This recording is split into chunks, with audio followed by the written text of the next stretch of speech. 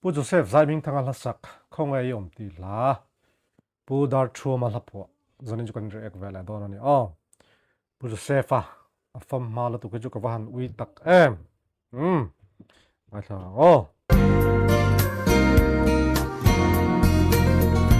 Khawnge yom adi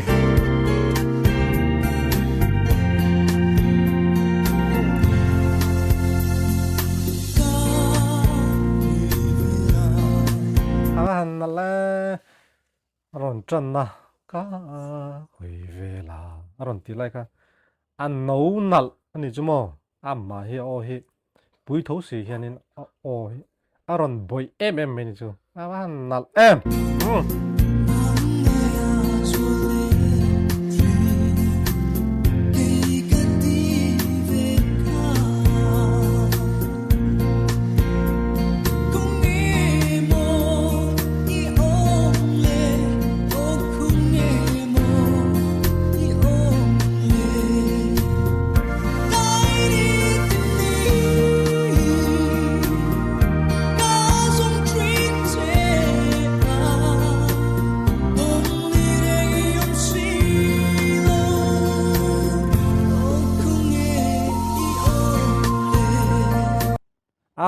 nal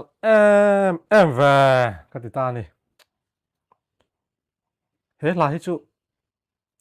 nghe rei tel là ăn nal tel don nên cái gì cái mà chuẩn mò cái nấu bẩn về đâu lại tí là là chầu trần tí về lại cái đủ về thì khop mẹ hết là tuần khen bồi cái chuyện cái là đủ nè mò bu Joseph lâu thiam này mi zo chul chuak piang to te zinga chuanin thiam zai thiam berpol te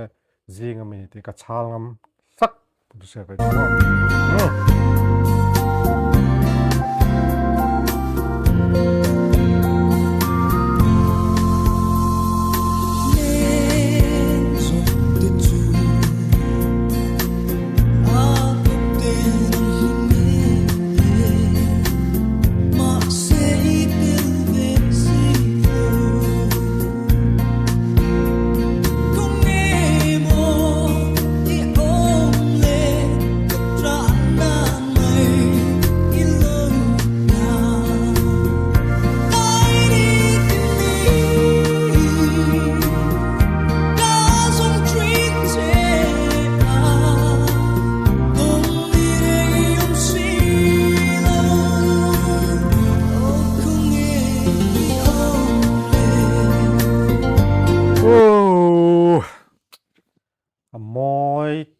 tel meni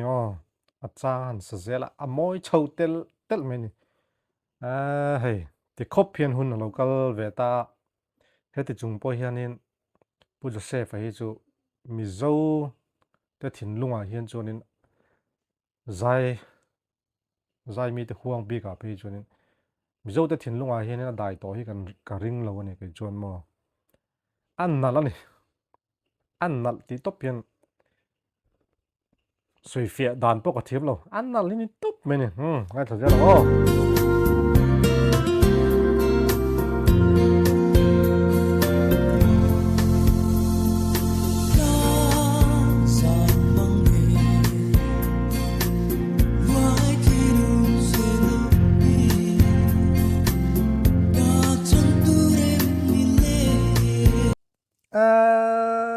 fan môi tắc hết là Buddha chuaman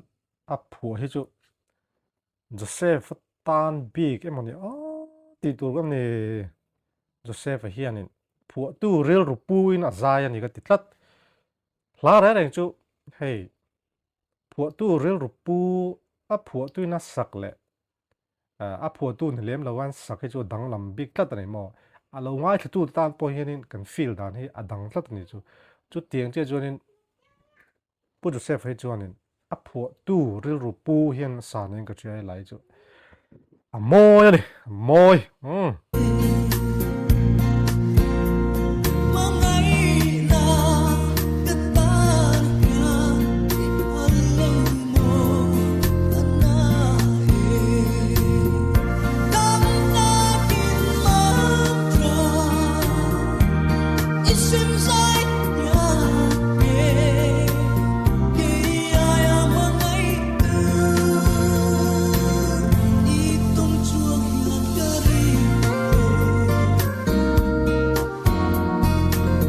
lâu lòng ta chú kan no pan ve do la kan ti la he lai kan du em thina kan ngai than na sa ve thei la tu ni ma se kan ngai khla ka a thu kha kan lo thret thel thin ni chumo isem zai thiam ti lai kha thi sen zai thiam ti kan thret thin ni chu kan no pan lai kha ni tu chu kan bel ve rok kan ni chu ola pom ta pu se fa a lo ro pui zia le zai mi te huanga chuanin a su nu he a dai to don lo ni ti hi chiang khop mai eng police khati zo ta kan du to